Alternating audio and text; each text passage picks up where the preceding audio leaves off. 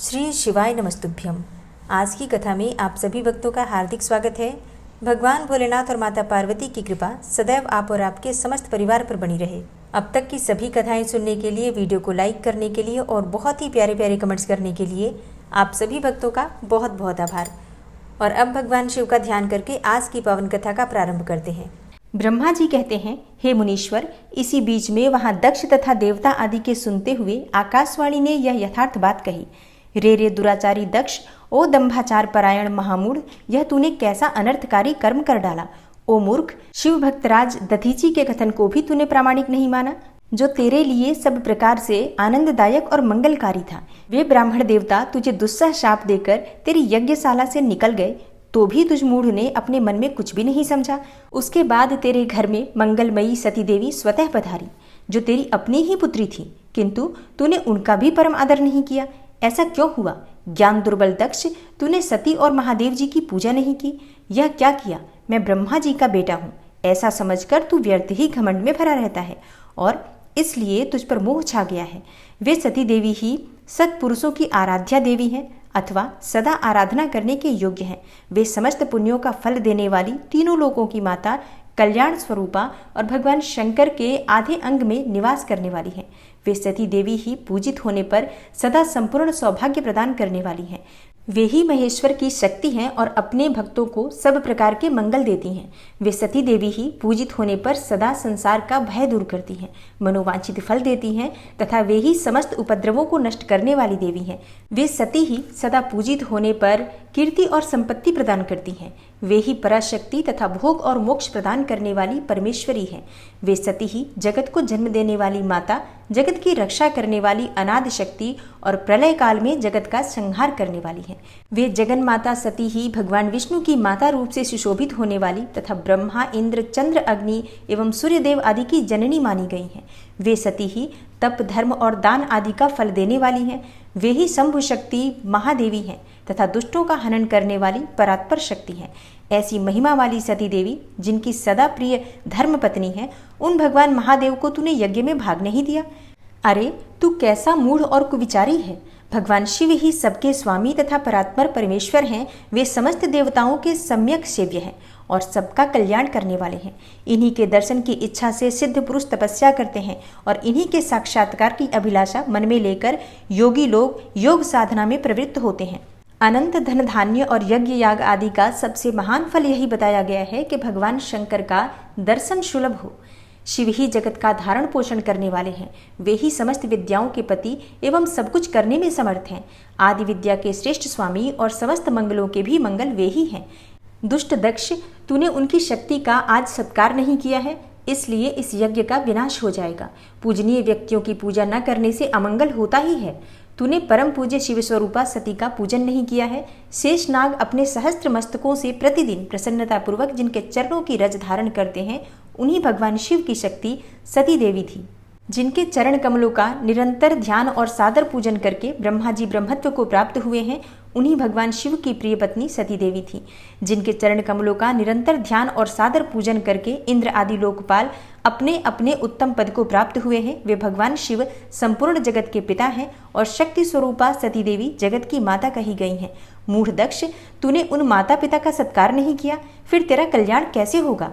तुझ पर दुर्भाग्य का आक्रमण हो गया और विपत्तियां टूट पड़ी, क्योंकि तूने उन भवानी सती और भगवान शंकर की भक्ति भाव से आराधना नहीं की। कल्याणकारी शंभु का पूजन न करके भी मैं कल्याण का भागी हो सकता हूँ, यह तेरा कैसा गर्व है? यह दुर्वार गर्व आज नष्ट हो जाएगा। इन देवताओं में से कौन ऐसा है जो सर्वेश्वर शिव से विमुख होकर तेरी सहायता करेगा? मुझे तो ऐसा कोई देवता नहीं दिखाई देता। यदि देवता इस समय तेरी सहायता करेंगे तो जलती आग से खेलने वाले पतंगों के समान नष्ट हो जाएंगे। आज तेरा मुंह जल जाए, तेरे यज्ञ का नाश हो जाए और जितने तेरे सहायक हैं वे भी आज शीघ्र ही जल मरे। इस दुरात्मा दक्ष की जो सहायता करने वाले हैं, उन समस्त देवताओं के लिए आज शपथ है, वे तेरे अमंगल के लिए ही तेरी सहायता से विरत हो जाएं। समस्त देवता आज इस यज्ञ मंडप से निकलकर अपने अपने स्थान को चले जाएं, अन्यथा सब लोगों का सब प्रकार से नाश हो जाएगा। और अन्य सब मुनि और नाग आदि भी यज्ञ से निकल जाएं, अन्यथा आज सब लोगों का सर्वथा नाश होगा। हे श्री हरे, हे विधाता, आप लोग भी इस यज्ञ मंडप से शीघ्र निकल जाइए। ब्रह्मा जी कहते हैं, हे नारद, संपूर्ण यज्ञशाला में बैठे हुए लोगों से ऐसा कहकर सबका कल्याण करने वाली वह आकाशवाणी मौन हो गई। ब्रह्मा जी कहते हैं, हे नारद, वह आकाशवाणी सुनकर सब देवता आदि भयभीत तथा विस्मित हो गए। उनके मुख से कोई बात ही नहीं निकली। वे इस तरह खड़े या बैठे रह गए मानो उन पर विशेष मोह छा गया हो। भृगु के मंत्र बल से भाग जाने के कारण जो वीर शिवगण नष्ट होने से बच गए थे, वे भगवान शिव की शरण में गए। उन सब ने अमित तेजस्वी भगवान रुद्र को भली भांति सादर प्रणाम करके वहां यज्ञ में जो कुछ भी हुआ था वह सारी घटना उनसे कह सुनाई। गण बोले, हे महेश्वर, दक्ष बड़ा दुरात्मा और घमंडी है। उसने वहां जाने पर सती देवी का अपमान किया और देवताओं ने भी उनका आदर नहीं किया। अत्यंत गर्व से भरे हुए उस दुष्ट दक्ष ने आपके लिए यज्ञ में भाग नहीं दिया, दूसरे देवताओं के लिए दिया और आपके विषय में उच्च स्वर से दुर्वचन कहे। हे प्रभु, यज्ञ में आपका भाग न देखकर सती देवी कुपित हो उठी और पिता की बारंबार निंदा करके उन्होंने तत्काल अपने शरीर को योगाग्नि द्वारा जलाकर भस्म कर दिया। यह देख 10,000 से अधिक पार्षद लज्जावश शस्त्रों द्वारा अपने ही अंगों को काट काट कर वहां मर गए। शेष हम लोग दक्ष पर कुपित हो उठे और सबको भय पहुंचाते हुए वेगपूर्वक उस यज्ञ का विध्वंस करने को उद्यत हो गए, परंतु विरोधी भृगु ने अपने प्रभाव से हमें तिरस्कृत कर दिया। हम उनके मंत्र बल का सामना न कर सके। हे प्रभु, हे विश्वंभर, वे ही हम लोग आज आपकी शरण में आए हैं। हे दयालो, वहां प्राप्त हुए भय से आप हमें बचाइए, निर्भय कीजिए। हे महाप्रभु, उस यज्ञ में दक्ष आदि सभी दुष्टों ने घमंड में आकर आपका विशेष रूप से अपमान किया है। हे कल्याणकारी शिव, इस प्रकार हमने अपना, सती देवी का और मूढ़ बुद्धि वाले दक्ष का भी सारा वृतांत कह सुनाया। अब आपकी जैसी इच्छा हो वैसा करें। ब्रह्मा जी कहते हैं, हे नारद, अपने पार्षदों की यह बात सुनकर भगवान शिव ने वहां की सारी घटना जानने के लिए शीघ्र ही तुम्हारा स्मरण किया। हे देवर से, तुम दिव्य दृष्टि से संपन्न हो, अतः भगवान के स्मरण करने पर तुम वहां तुरंत आ पहुंचे और भगवान शंकर जी को भक्ति पूर्वक प्रणाम करके खड़े हो गए। तब स्वामी शिव ने तुम्हारी प्रशंसा करके तुमसे दक्ष यज्ञ में गई हुई सती का समाचार तथा दूसरी घटनाओं को पूछा। हे तात, शंभु के पूछने पर शिव में मन लगाए रखने वाले तुमने शीघ्र ही वह सारा वृतांत कह सुनाया जो दक्ष यज्ञ में घटित हुआ था। हे मुने, तुम्हारे मुख से निकली हुई बात सुनकर उस समय महान रौद्र पराक्रम से संपन्न सर्वेश्वर रुद्र ने तुरंत ही बड़ा भारी क्रोध प्रकट किया। लोक संहारकारी रुद्र ने अपने सिर से एक जटा उखाड़ी और उसे रोषपूर्वक उस पर्वत के ऊपर दे मारा। हे मुने, भगवान शंकर के पटकने से उस जटा के 2 टुकड़े हो गए और महाप्रलय के समान भयंकर शब्द प्रकट हुआ। हे देवर से, उस जटा के पूर्व भाग से महाभयंकर महाबली वीरभद्र प्रकट हुए, जो समस्त शिवगणों के अगुआ हैं। वे भूमंडल को सब ओर से व्याप्त करके उससे भी 10 अंगुल अधिक होकर खड़े हुए। वे देखने में प्रलयाग्नि के समान जान पड़ते थे। उनका शरीर बहुत ऊंचा था। वे 1000 भुजाओं से युक्त थे। उन सर्वसमर्थ महारुद्र के क्रोधपूर्वक प्रकट हुए निश्वास से 100 प्रकार के ज्वर और 13 प्रकार के सन्निपात रोग पैदा हो गए। हे तात, उस जटा के दूसरे भाग से महाकाली उत्पन्न हुई, जो बड़ी भयंकर दिखाई देती थी। वे करोड़ों भूतों से घिरी हुई थी। जो ज्वर पैदा हुए वे सबके सब शरीरधारी, क्रूर और समस्त लोगों के लिए भयंकर थे। वे अपने तेज से प्रज्वलित हो सब ओर दाह उत्पन्न करते हुए से प्रतीत होते थे। वीरभद्र बातचीत करने में बड़े कुशल थे। उन्होंने दोनों हाथ जोड़कर परमेश्वर शिव को प्रणाम करके कहा। वीरभद्र बोले, महारुद्र, सोम, सूर्य और अग्नि को तीनों नेत्रों के रूप में धारण करने वाले प्रभु, शीघ्र आज्ञा दीजिए। मुझे इस समय कौन सा कार्य करना होगा? हे ईशान, क्या मुझे आधे ही क्षण में सारे समुद्रों को सुखा देना है या इतने ही समय में संपूर्ण पर्वतों को पीस डालना है? हे हर, मैं एक ही क्षण में ब्रह्मांड को भस्म कर डालूं या समस्त देवताओं और मुनीश्वरों को जलाकर राख कर दूं? हे शंकर, हे ईशान, क्या मैं समस्त लोकों को उलट पलट दूं या संपूर्ण प्राणियों का विनाश कर डालूं? हे महेश्वर, आपकी कृपा से कहीं कोई भी ऐसा कार्य नहीं है जिसे मैं न कर सकूं। पराक्रम के द्वारा मेरी समानता करने वाला वीर न पहले कभी हुआ है और न आगे होगा। हे शंकर, आप किसी तिनके को भेज दें तो वह भी बिना किसी यत्न के क्षण भर में बड़े से बड़ा कार्य सिद्ध कर सकता है, इसमें कोई संशय नहीं है। हे शंभो, यद्यपि आपकी लीला मात्र से सारा कार्य सिद्ध हो जाता है, तथापि जो मुझे भेजा जा रहा है वह मुझ पर आपका अनुग्रह ही है। हे शंभो, मुझ में भी जो ऐसी शक्ति है वह आपकी कृपा से ही प्राप्त हुई है। हे शंकर, आपकी कृपा के बिना किसी में भी कोई शक्ति हो ही नहीं सकती। वास्तव में आपकी आज्ञा के बिना कोई तिनके आदि को भी हिलाने में समर्थ नहीं है, यह निसंदेह कहा जा सकता है। हे महादेव, मैं आपके चरणों में बारंबार प्रणाम करता हूँ। हे हर, आप अपने अभिष्ट कार्य की सिद्धि के लिए आज मुझे शीघ्र ही भेजिए। हे शंभो, मेरे दाहिने अंग बारंबार फड़क रहे हैं, इससे सूचित होता है कि मेरी विजय अवश्य ही होगी। अतः हे प्रभु, आप मुझे शीघ्र ही भेजिए। हे शंकर, आज मुझे कोई अभूतपूर्व एवं विशेष हर्ष तथा उत्साह का अनुभव हो रहा है और मेरा चित्त आपके चरण कमल में लगा हुआ है। अतः पग पग पर मेरे लिए शुभ परिणाम का विस्तार होगा। हे शंभो, आप शुभ के आधार हैं। जिसकी आप में सुदृढ़ भक्ति है उसी को सदा विजय प्राप्त होती है और उसी का दिनों दिन शुभ होता है। ब्रह्मा जी कहते हैं, हे नारद, उसकी यह बात सुनकर सर्वमंगला के पति भगवान शिव बहुत संतुष्ट हुए और वीरभद्र तुम्हारी जय हो ऐसा आशीर्वाद देकर वे फिर बोले। महेश्वर ने कहा, हे मेरे पार्षदों में श्रेष्ठ वीरभद्र, ब्रह्मा जी का पुत्र दक्ष बड़ा ही दुष्ट है। उस मूर्ख को बड़ा घमंड हो गया है, अतः इन दिनों वह विशेष रूप से मेरा विरोध करने लगा है। दक्ष इस समय एक यज्ञ करने के लिए उद्यत है। तुम याग परिवार सहित उस यज्ञ को भस्म करके फिर शीघ्र मेरे स्थान पर लौटाओ। यदि देवता, गंधर्व, यक्ष अथवा अन्य कोई तुम्हारा सामना करने के लिए उद्यत हो तो उन्हें भी आज ही शीघ्र और सहसा भस्म कर डालना। दधीची की दिलाई हुई मेरी शपथ का उल्लंघन करके जो देवता आदि वहां ठहरे हुए हैं उन्हें तुम निश्चय ही प्रयत्न पूर्वक जलाकर भस्म कर देना। जो मेरी शपथ का उल्लंघन करके गर्वयुक्त हो वहां ठहरे हुए हैं वे सबके सब मेरे द्रोही हैं, अतः उन्हें अग्निमयी माया से जला डालो। दक्ष की यज्ञशाला में जो अपनी पत्नियों और सारभूत उपकरणों के साथ बैठे हुए हैं उन सबको जलाकर भस्म कर देने के पश्चात फिर शीघ्र लौट आना। तुम्हारे वहां जाने पर विश्वदेव आदि देवगण भी यदि सामने आ तुम्हारी सादर स्तुति करें तो भी तुम उन्हें शीघ्र ही आग की ज्वाला से जलाकर ही छोड़ना। हे वीर, वहां दक्ष आदि सब लोगों को पत्नी और बंधु बांधवों सहित जलाकर कलशों में रखे हुए जल को लीलापूर्वक पी जाना।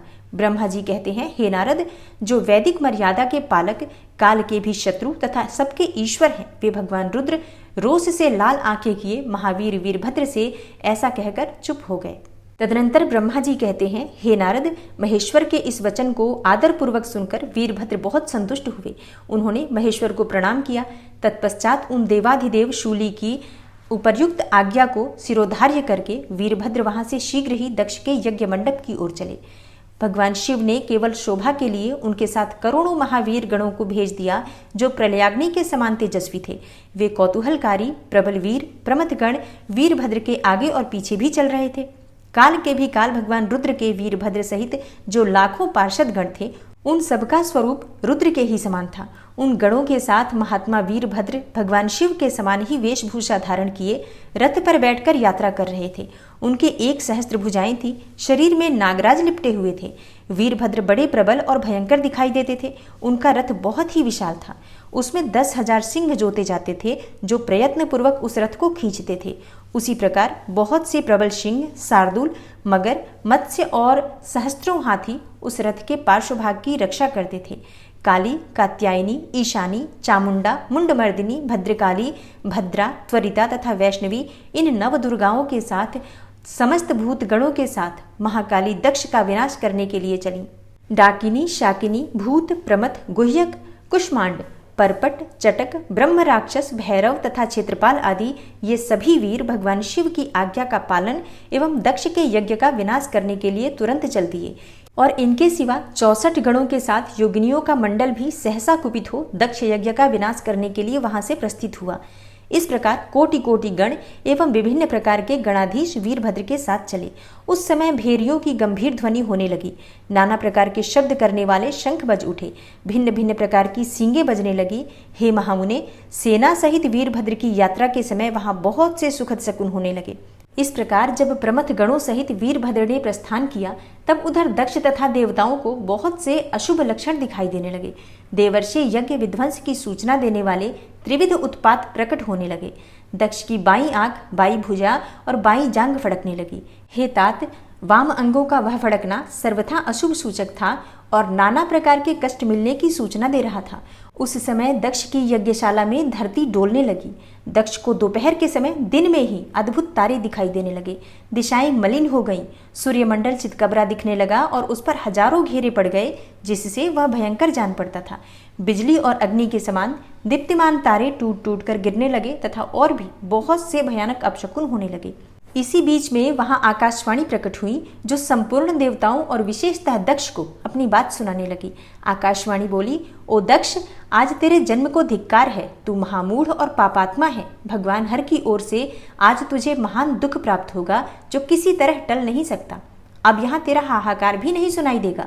जो मूढ़ देवता आदि तेरे यज्ञ में स्थित हैं, उनको भी महान दुख होगा, इसमें कोई संशय नहीं है। ब्रह्मा जी कहते हैं, हे मुने, आकाशवाणी की यह बात सुनकर और पूर्वोक्त अशुभ सूचक लक्षणों को देखकर दक्ष तथा दूसरे देवता आदि को भी अत्यंत भय प्राप्त हुआ। उस समय दक्ष मन ही मन अत्यंत व्याकुल हो कांपने लगे और अपने प्रभु लक्ष्मीपति भगवान विष्णु की शरण में गए। वे भय से अधीर हो बेसुध हो रहे थे। उन्होंने स्वजन वत्सल देवाधिदेव भगवान विष्णु को प्रणाम किया और उनकी स्तुति करके कहा। दक्ष बोले, हे देवदेव, हे हरे, हे विष्णु, हे दीन बंधो, हे कृपानिधे, आपको मेरी और मेरे यज्ञ की रक्षा करनी चाहिए। हे प्रभु, आप ही यज्ञ के रक्षक हैं। यज्ञ ही आपका कर्म है और आप यज्ञ स्वरूप हैं। आपको ऐसी कृपा करनी चाहिए जिससे यज्ञ का विनाश न हो। ब्रह्मा जी कहते हैं, हे मुनीश्वर, इस तरह अनेक प्रकार से सादर प्रार्थना करके दक्ष भगवान श्रीहरि के चरणों में गिर पड़े। उनका चित्त भय से व्याकुल हो रहा था।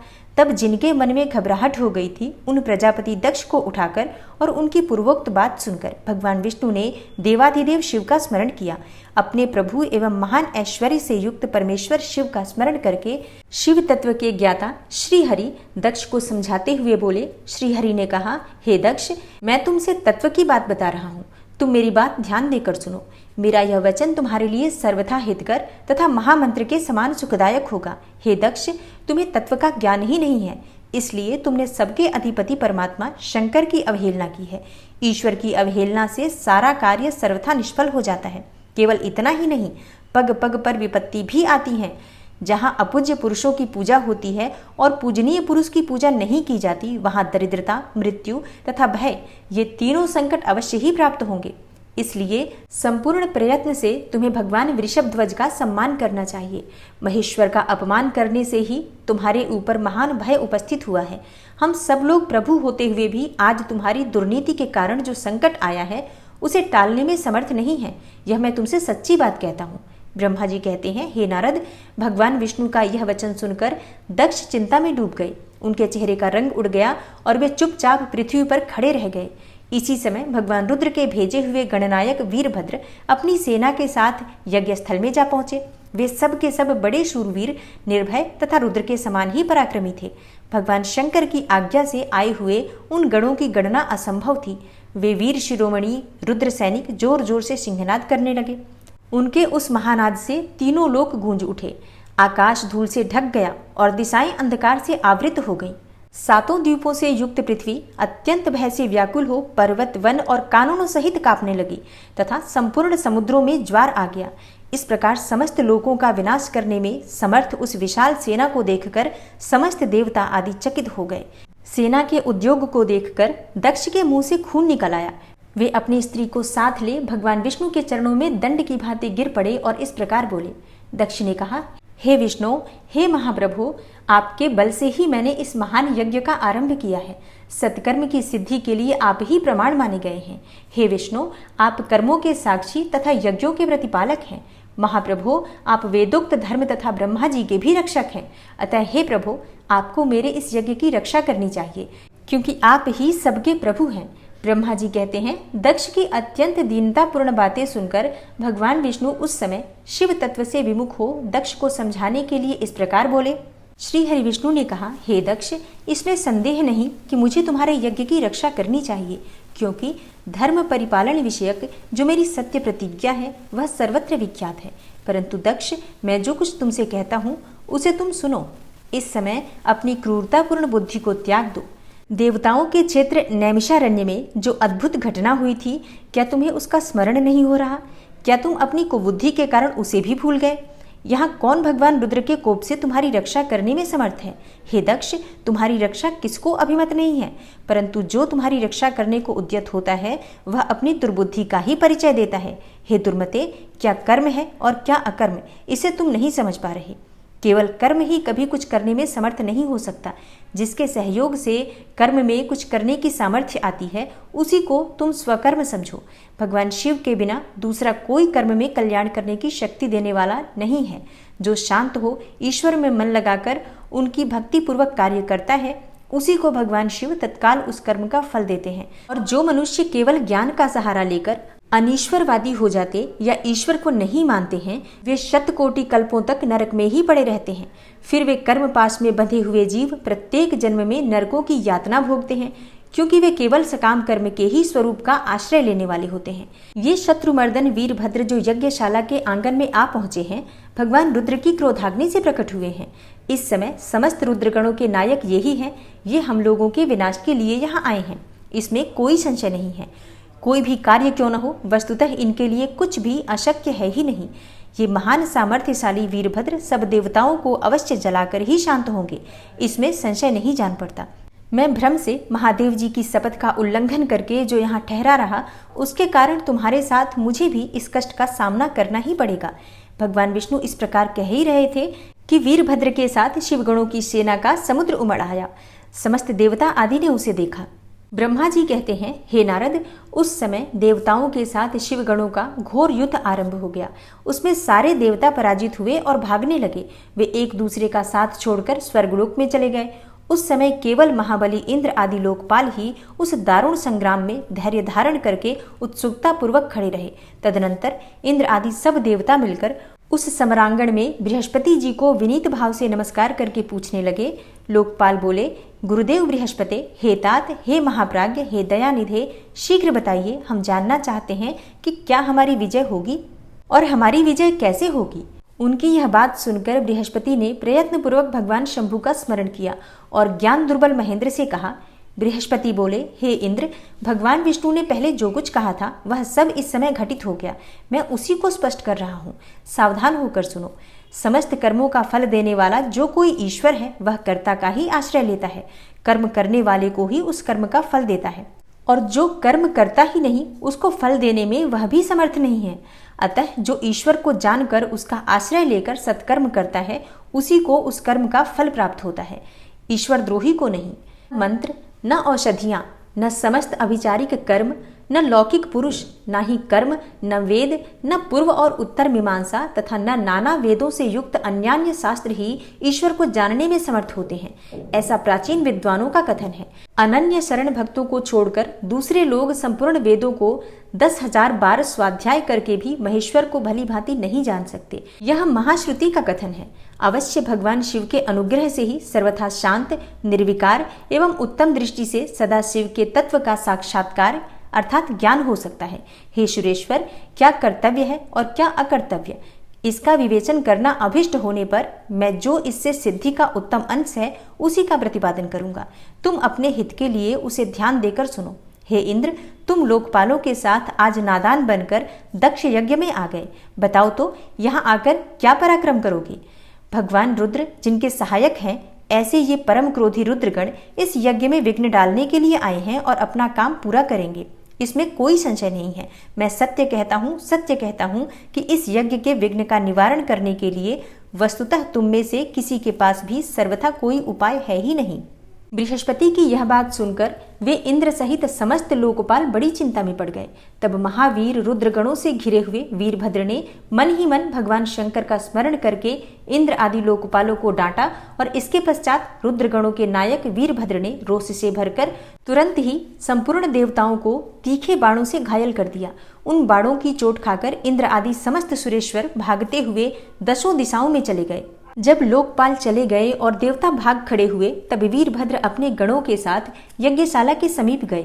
उस समय वहां विद्यमान समस्त ऋषि अत्यंत भयभीत हो परमेश्वर श्री हरि से रक्षा की प्रार्थना करने के लिए सहसा नतमस्तक होकर शीघ्र ही बोले, हे देवदेव, हे रमानाथ, हे सर्वेश्वर, हे महाप्रभु, आप दक्ष के यज्ञ की रक्षा कीजिए। आप ही यज्ञ हैं, इसमें कोई संशय नहीं है।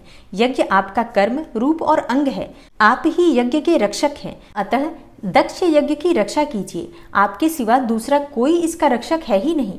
ब्रह्मा जी कहते हैं, हे नारद, ऋषियों का यह वचन सुनकर मेरे सहित भगवान श्री हरि विष्णु वीरभद्र के साथ युद्ध करने की इच्छा से चले। श्री हरि को युद्ध के लिए उद्यत देखकर शत्रुमर्दन वीरभद्र, जो वीर प्रमथ गणों से घिरे हुए थे, कड़े शब्दों में भगवान विष्णु को डांटने लगे। ब्रह्मा जी कहते हैं, हे नारद, वीरभद्र की ऐसी बात सुनकर बुद्धिमान देवेश्वर विष्णु वहां प्रसन्नतापूर्वक हंसते हुए बोले। श्री हरि विष्णु ने कहा, वीरभद्र, आज तुम्हारे सामने मैं जो कुछ कहता हूँ उसे सुनो। मैं भगवान शंकर का सेवक हूँ। तुम मुझे रुद्रदेव से विमुख न कहो। दक्ष अज्ञानी है, कर्मकांड में ही इसकी निष्ठा है। इसने मूर्तावश पहले मुझसे बारंबार अपने यज्ञ में चलने की प्रार्थना की थी। मैं भक्त के अधीन ठहरा, इसलिए चला आया। भगवान महेश्वर भी भक्त के अधीन रहते हैं। हे तात, दक्ष मेरा भक्त है, इसलिए मुझे यहाँ आना ही पड़ा है। रुद्र के क्रोध से उत्पन्न हुए हे वीर, तुम रुद्र तेजः स्वरूप हो, उत्तम प्रताप के आश्रय हो। मेरी प्रतिज्ञा सुनो। मैं तुम्हें आगे बढ़ने से रोकता हूँ और तुम मुझे रोको। परिणाम वही होगा जो होने वाला होगा। मैं पराक्रम करूंगा। ब्रह्मा जी कहते हैं, हे नारद, भगवान विष्णु के ऐसा कहने पर महाबाहु वीरभद्र हंसकर बोला, आप मेरे प्रभु के प्रिय भक्त हैं। यह जानकर मुझे बड़ी प्रसन्नता हुई है। इतना कहकर गणनायक वीरभद्र हंस पड़ा और विनय से नतमस्तक होकर बड़ी प्रसन्नता के साथ श्री विष्णुदेव से कहने लगा। वीरभद्र ने कहा, हे महाप्रभु, मैंने आपके भाव की परीक्षा लेने के लिए कड़ी बातें कही थी। इस समय यथार्थ बात कहता हूँ, सावधान होकर सुनो। हे हरे, जैसे शिव हैं वैसे ही आप हैं, जैसे आप हैं वैसे ही शिव हैं, ऐसा वेद कहते हैं। और वेदों का यह कथन शिव की आज्ञा के अनुसार ही है। हे रमानाथ, भगवान शिव की आज्ञा से हम सब लोग उनके सेवक ही हैं। तथापि मैंने जो बात कही है वह इस वाद विवाद के अवसर के अनुरूप ही है। आप मेरी हर बात को आपके प्रति आदर के भाव से ही कही गई समझिए। ब्रह्मा जी कहते हैं, वीरभद्र का यह वचन सुनकर भगवान श्री हरि हंस पड़े और उसके लिए हितकर वचन बोले। श्री विष्णु ने कहा, हे महावीर, तुम मेरे साथ निशंक होकर युद्ध करो। तुम्हारे अस्त्रों से शरीर के भर जाने पर ही मैं अपने आश्रम को जाऊंगा। ब्रह्मा जी कहते हैं, ऐसा कहकर भगवान विष्णु चुप हो गए और युद्ध के लिए कमर कसकर डट गए। महाबली वीरभद्र भी अपने गणों के साथ युद्ध के लिए तैयार हो गए। हे नारद, तदनंतर भगवान विष्णु और वीरभद्र में घोर युद्ध हुआ। अंत में वीरभद्र ने भगवान विष्णु के चक्र को स्तंभित कर दिया तथा शारंग धनुष के 3 टुकड़े कर डाले। तब मेरे द्वारा एवं सरस्वती द्वारा बोधित हुए श्री विष्णु ने उस महान गणनायक वीरभद्र को असह्य तेज से संपन्न जानकर वहां से अंतर्ध्यान होने का विचार किया। दूसरे देवता भी यह जान गए कि सती के प्रति जो अन्याय हुआ है उसी का यह सब भावी परिणाम है। दूसरों के लिए इस संकट का सामना करना अत्यंत कठिन है। यह जानकर वे सब देवता अपने सेवकों के साथ स्वतंत्र सर्वेश्वर शिव का स्मरण करके अपने अपने लोक को चले गए। मैं भी पुत्र के दुख से पीड़ित हो सत्यलोक में चला आया और अत्यंत दुख से आतुर हो सोचने लगा कि अब मुझे क्या करना चाहिए। मेरे तथा श्री विष्णु के चले जाने पर मुनियों सहित समस्त यज्ञ के आधार रहने वाले देवता शिवगणों द्वारा पराजित होकर भाग गए। उस उपद्रव को देखकर और उस महामख का विध्वंस निकट जानकर वह यज्ञ भी अत्यंत भयभीत हो मृग का रूप धारण करके वहां से भागा।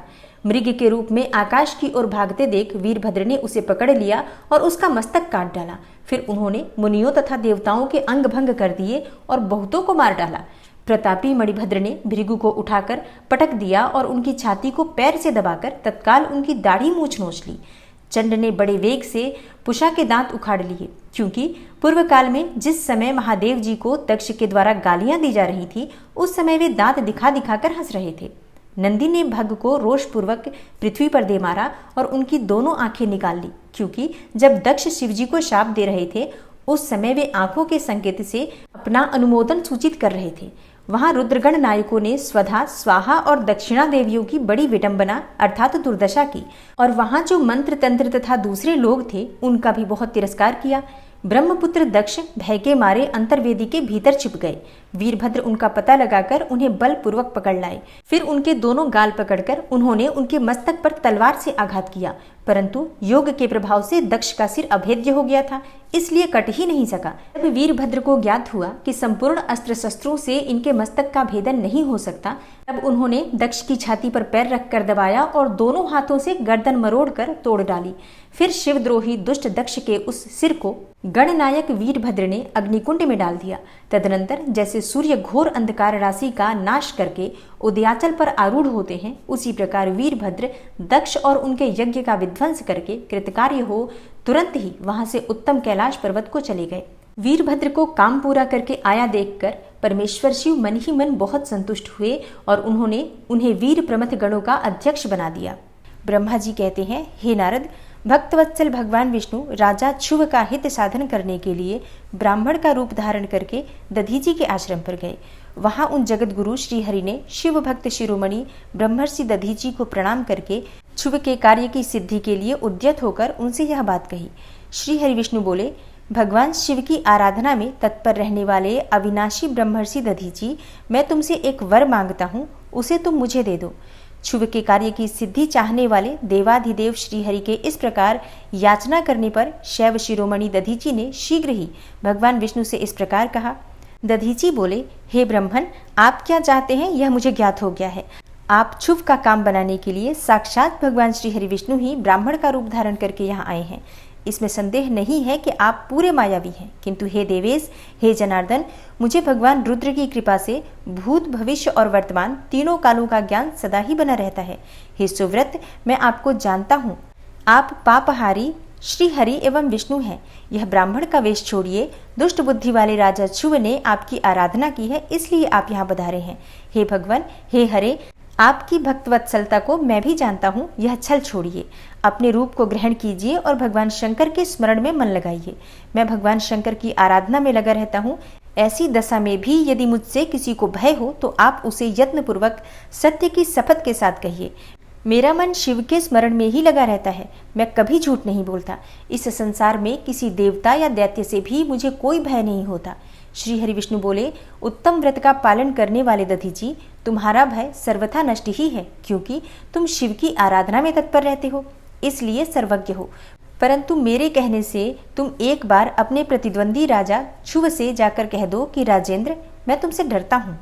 भगवान विष्णु का यह वचन सुनकर भी शैव शिरोमणि महामुनि दधीची निर्भय ही रहे और हंसकर बोले। दधीची ने कहा, मैं देवाधिदेव पिनाकपाणी भगवान शंभु के प्रसाद से कहीं कभी किसी से और किंचित मात्र भी नहीं डरता और मैं सदा ही निर्भय रहता हूँ। इस पर श्री हरि ने मुनि को दबाने की चेष्टा की। देवताओं ने भी उनका साथ दिया, किंतु उन सब के सभी अस्त्र कुंठित हो गए। तदनंतर भगवान श्री विष्णु ने अगणित गणों की सृष्टि की, परंतु महर्षि ने उनको भी भस्म कर दिया। तब भगवान श्री हरि ने अपनी अनंत विष्णु मूर्ति प्रकट की। यह सब देखकर च्यवन कुमार ने वहां जगदीश्वर भगवान विष्णु से कहा। दधीची बोले, हे महाबाहो, माया को त्याग दीजिए, विचार करने से यह प्रतिभास मात्र प्रतीत होती है। हे माधव, मैंने सहस्त्रों दुर्विज्ञेय वस्तुओं को जान लिया है। आप मुझ में अपने सहित संपूर्ण जगत को देखिए। निरालस्य होकर मुझ में ब्रह्मा एवं रुद्र का भी दर्शन कीजिए। मैं आपको दिव्य दृष्टि देता हूँ। ऐसा कहकर भगवान शिव के तेज से पूर्ण शरीर वाले च्यवन कुमार दधीची मुनि ने अपनी देह में समस्त ब्रह्मांड का दर्शन कराया। तब भगवान विष्णु ने उन पर पुनः कोप करना चाहा। इतने में ही मेरे साथ राजा क्षुभ वहां आ पहुंचे। मैंने निश्चेष्ट खड़े हुए भगवान पद्मनाभ को तथा देवताओं को क्रोध करने से रोका। मेरी बात सुनकर इन लोगों ने ब्राह्मण दधीची को परास्त नहीं किया। श्रीहरि उनके पास गए और उन्होंने मुनि को प्रणाम किया। तदनंतर क्षुभ अत्यंत दीन हो उन मुनीश्वर दधीची के निकट गए और उन्हें प्रणाम करके प्रार्थना करने लगे। क्षुभ बोले, हे मुनिश्रेष्ठ, हे शिवभक्त, हे शिरोमणे, मुझ पर प्रसन्न होइए।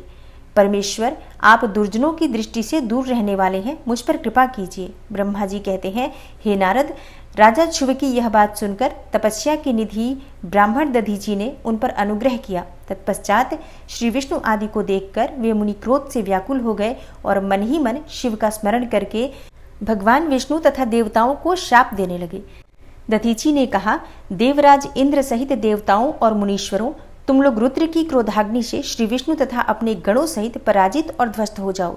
देवताओं को इस तरह श्राप देकर क्षुभ की ओर देखकर देवताओं और राजाओं के पूजनीय द्विज श्रेष्ठ दधीची ने कहा, हे राजेंद्र, ब्राह्मण ही बली और प्रभावशाली होते हैं। ऐसा स्पष्ट रूप से कहकर ब्राह्मण दधीची अपने आश्रम में प्रविष्ट हो गए। फिर दधीची को नमस्कार मात्र करके ध्रुव अपने घर को लौट आए। तत्पश्चात भगवान विष्णु देवताओं के साथ जैसे आए थे उसी तरह अपने वैकुंठ लोक को लौट गए। इस प्रकार वह स्थान स्थानेश्वर नामक तीर्थ के रूप में प्रसिद्ध हो गया। स्थानेश्वर की यात्रा करके मनुष्य शिव का सायुज्य प्राप्त कर लेता है।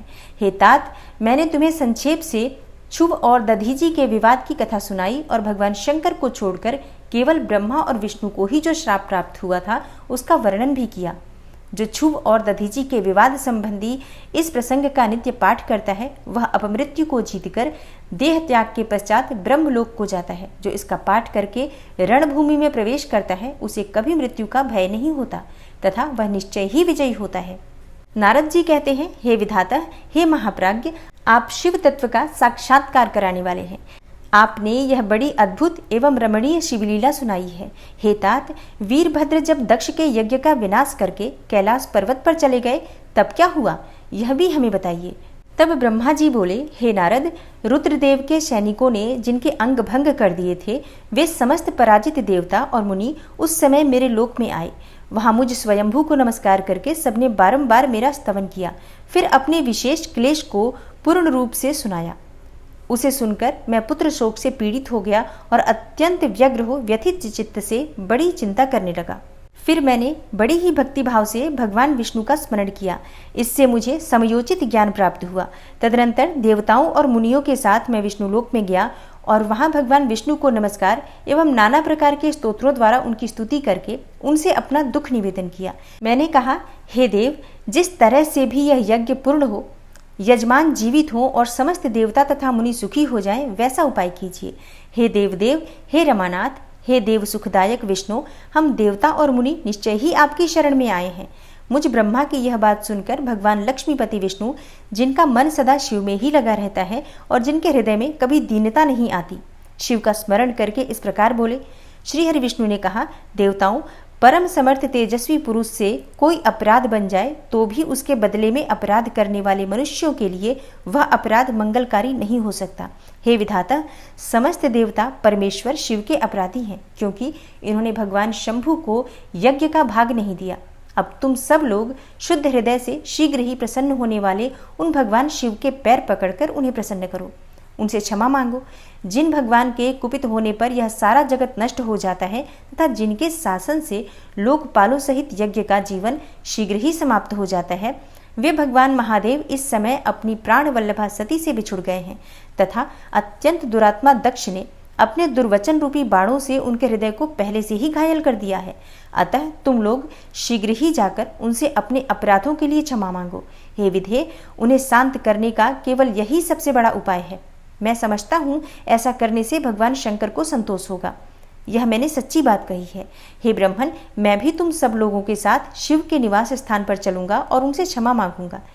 तब देवता आदि सहित मुझ ब्रह्मा को इस प्रकार आदेश देकर श्री हरि ने देवगणों के साथ कैलाश पर्वत पर जाने का विचार किया। तदनंतर देवता, मुनि और प्रजापति आदि जिनके स्वरूप ही हैं, वे श्रीहरि उन सबको साथ ले अपने वैकुंठ धाम से भगवान शिव के उस शुभ निवास गिरिश्रेष्ठ कैलाश को गए। कैलाश भगवान शिव को सदा ही अत्यंत प्रिय है। मनुष्यों से भिन्न किन्नर, अप्सराएं और योग सिद्ध महात्मा पुरुष उसका भली भांति सेवन करते हैं तथा वह पर्वत बहुत ही ऊंचा है। उसके निकट रुद्रदेव के मित्र कुबेर की अलका नामक महादिव्य एवं रमणीय पुरी है, जिसे सब देवताओं ने देखा। उस पुरी के पास ही सौगंधिक वन भी देवताओं की दृष्टि में आया, जो सब प्रकार के वृक्षों से हरा भरा एवं दिव्य था। उसके भीतर सर्वत्र सुगंध फैलाने वाले सौगंधिक नामक कमल खिले हुए थे। उसके बाहरी भाग में नंदा और अलकनंदा, ये दो अत्यंत पावन दिव्य सरिताएं बहती हैं, जो दर्शन मात्र से प्राणियों के पाप हर लेती हैं। यक्षराज कुबेर की अलकापुरी और सौगंधिक वन को पीछे छोड़कर आगे बढ़ते हुए देवताओं ने थोड़ी ही दूर पर भगवान शंकर जी के वट वृक्ष को देखा। उसने चारों ओर अपनी अविचल छाया फैला रखी थी। वह वृक्ष 100 योजन ऊंचा था और उसकी शाखाएं 75 योजन तक फैली हुई थी। उस पर कोई घोंसला नहीं था और ग्रीष्म का ताप तो उससे सदा दूर ही रहता था। बड़े पुण्यात्मा पुरुषों को ही उसका दर्शन हो सकता है। वह परम रमणीय और अत्यंत पावन है। यह दिव्य वृक्ष भगवान शंभु का योग स्थल है। योगियों के द्वारा सेव्य और परम उत्तम है। मुमुक्षुओं के आश्रयभूत उस महायोगमय वटवृक्ष के नीचे विष्णु आदि सब देवताओं ने भगवान शंकर को विराजमान देखा। मेरे पुत्र महासिद्ध सनकादि, जो सदा शिव भक्ति में तत्पर रहने वाले हैं और बहुत शांत हैं, बड़ी प्रसन्नता के साथ उनकी सेवा में बैठे थे।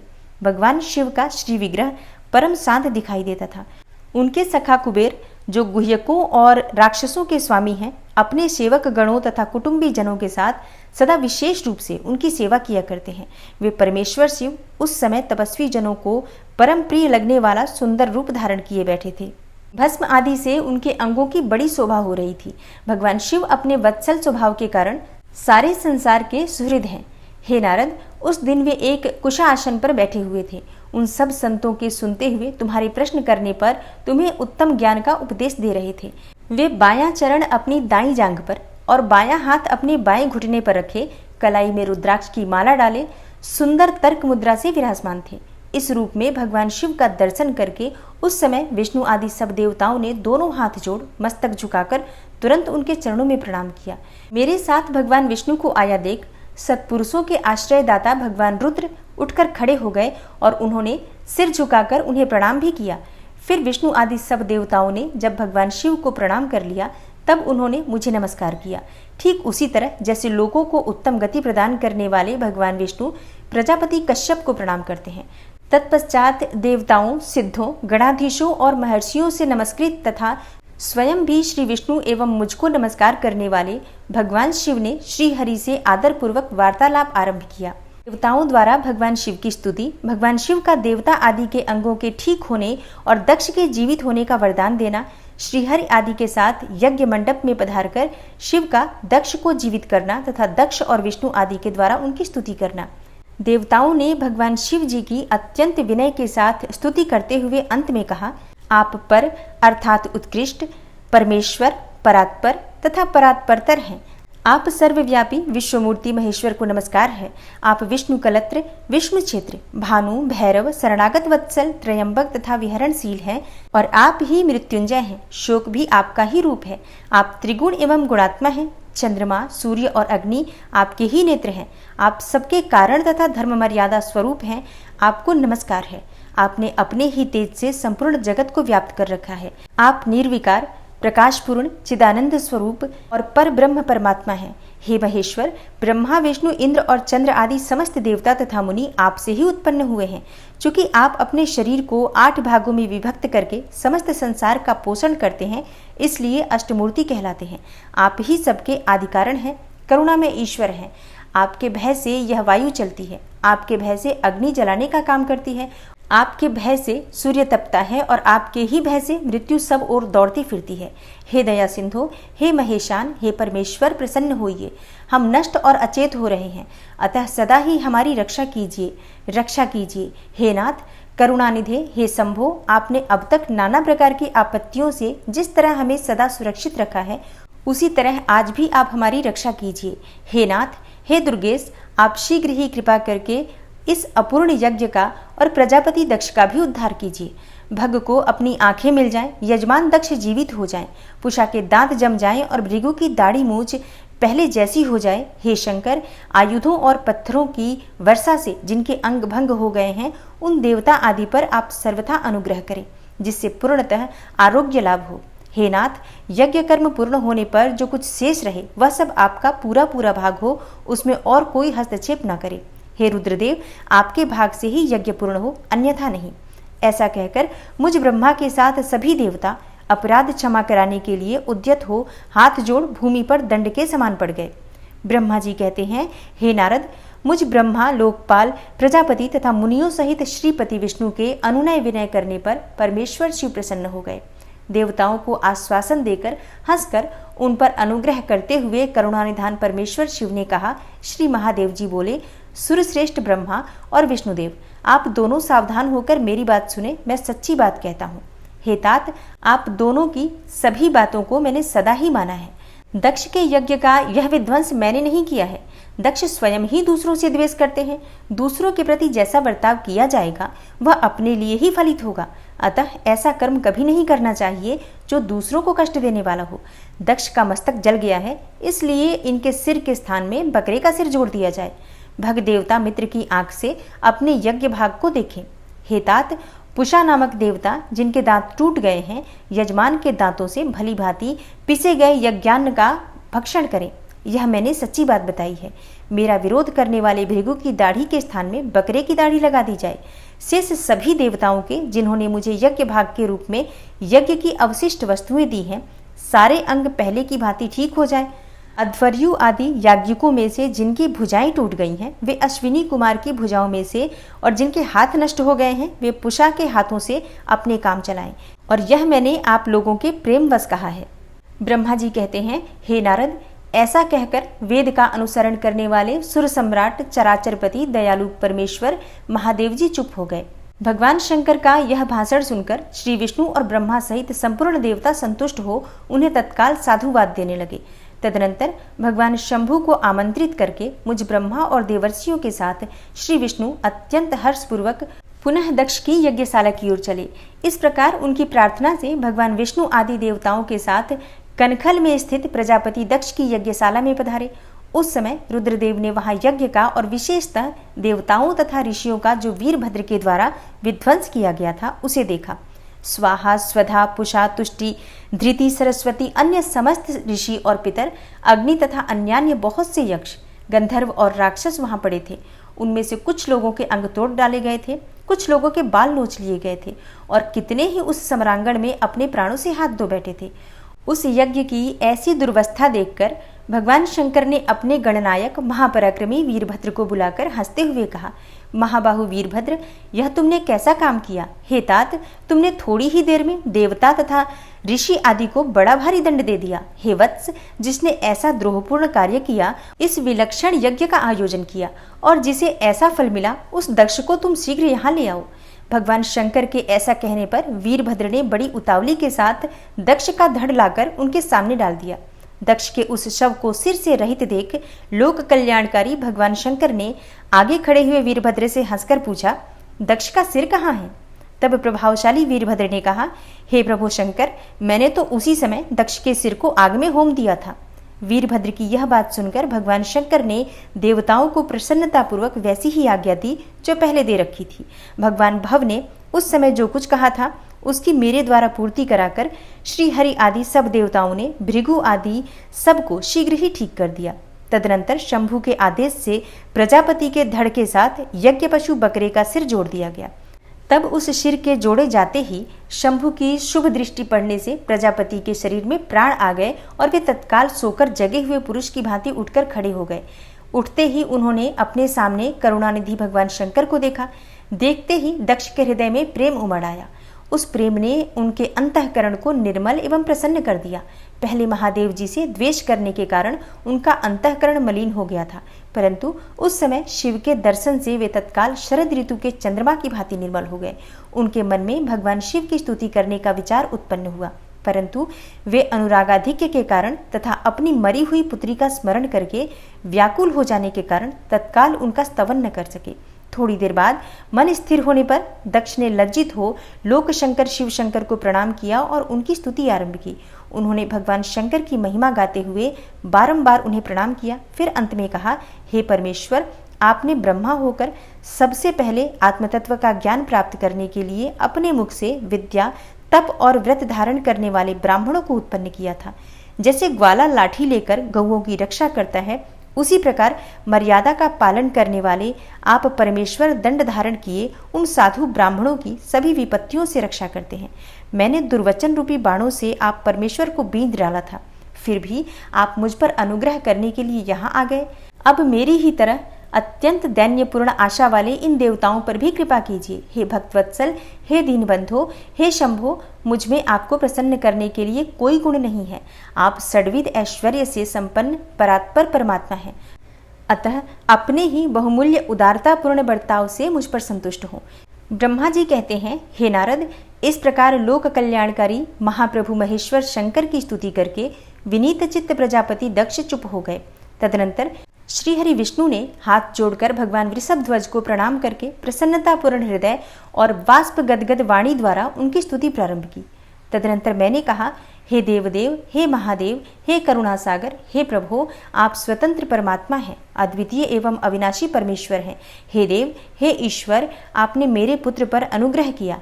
अपने अपमान की ओर कुछ भी ध्यान न देकर दक्ष के यज्ञ का उद्धार कीजिए। हे देवेश्वर, आप प्रसन्न होइए और समस्त शापों को दूर कर दीजिए। आप सज्ञान हैं, अतः आप ही मुझे कर्तव्य की ओर प्रेरित करने वाले हैं और आप ही अकर्तव्य से रोकने वाले हैं। हे महामुने, इस प्रकार परम महेश्वर की स्तुति करके मैं दोनों हाथ जोड़ मस्तक झुकाकर खड़ा हो गया।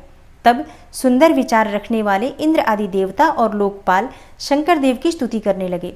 उस समय भगवान शिव का मुखारविंद प्रसन्नता से खिल उठा था। के बाद प्रसन्न चित्त हुए समस्त देवताओं, दूसरे सिद्धों, ऋषियों और प्रजापतियों ने भी शंकर जी का सहर्ष स्तवन किया। इसके अतिरिक्त उपदेवों, नागों, सदस्यों तथा ब्राह्मणों ने पृथक पृथक प्रणाम पूर्वक बड़े भक्तिभाव से उनकी स्तुति की। ब्रह्मा जी कहते हैं, हे नारद, इस प्रकार श्री विष्णु के, मेरे, देवताओं और ऋषियों के तथा अन्य लोगों के स्तुति करने पर महादेव जी बड़े प्रसन्न हुए। फिर उन शंभु ने समस्त ऋषियों, देवता आदि को कृपा दृष्टि से देखकर तथा मुझ ब्रह्मा और विष्णु का समाधान करके दक्ष से इस प्रकार कहा। महादेव जी बोले, प्रजापति दक्ष, मैं जो कुछ कहता हूँ ध्यान से सुनो। मैं तुम पर बहुत प्रसन्न हूँ। यद्यपि मैं सबका ईश्वर और स्वतंत्र हूँ, तो भी सदा ही अपने भक्तों के अधीन रहता हूँ। 4 प्रकार के पुण्यात्मा पुरुष मेरा भजन करते हैं। हे दक्ष प्रजापति, उन चारों भक्तों में पूर्व की अपेक्षा उत्तरोत्तर श्रेष्ठ हैं। उनमें पहला आर्त, दूसरा जिज्ञासु, तीसरा अर्थार्थी और चौथा ज्ञानी है। पहले के 3 तो सामान्य श्रेणी के भक्त हैं, किंतु चौथा का अपना विशेष महत्व है। उन सब भक्तों में चौथा ज्ञानी ही मुझे अधिक प्रिय है। वह मेरा रूप माना गया है। उससे बढ़कर दूसरा कोई मुझे प्रिय नहीं है। यह मैं सत्य सत्य कहता हूँ। मैं आत्मज्ञ हूँ। वेद वेदांत के पारगामी विद्वान ज्ञान के द्वारा मुझे जान सकते हैं। जिनकी बुद्धि मंद है, वे ही ज्ञान के बिना मुझे पाने का प्रयत्न करते हैं। कर्म के अधीन हुए मूढ़ मानव मुझे वेद, यज्ञ, दान और तपस्या द्वारा भी कभी नहीं पा सकते।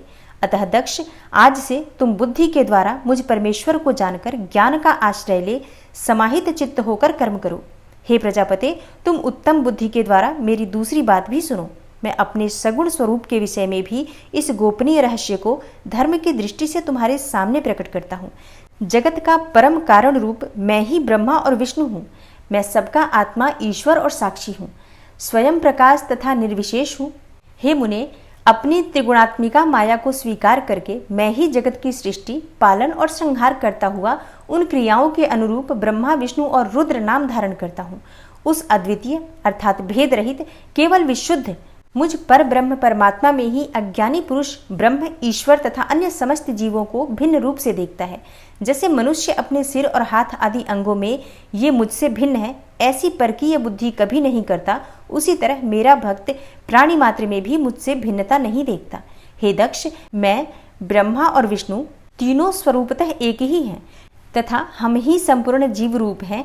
ऐसा समझकर जो हम तीनों देवताओं में भेद नहीं देखता, वही शांति प्राप्त करता है।